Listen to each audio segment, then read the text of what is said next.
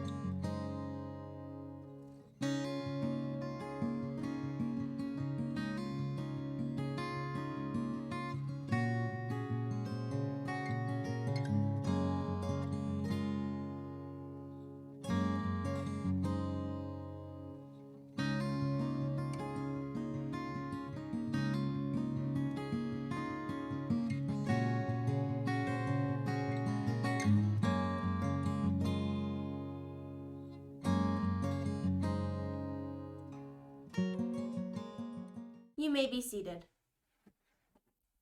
So what's the weather going to be like today, McKenna? What? Do I look like a meteorologist? Why don't we head over to the SNAN Weather Studios for the answer to your question? Great idea. Now here's Clara with today's weather. Thanks, guys. It looks like another high UV index day, and do you know what that means? Lots of sun. Our high should be around 84 degrees with a gentle breeze. There is a small chance of rain, but as always, we're going to think on the sunny side. Did you know that more animals than just the groundhog can forecast weather? Well, at least some cultures think so. The behavior of birds is one way you can predict an oncoming rainstorm or thunderstorm.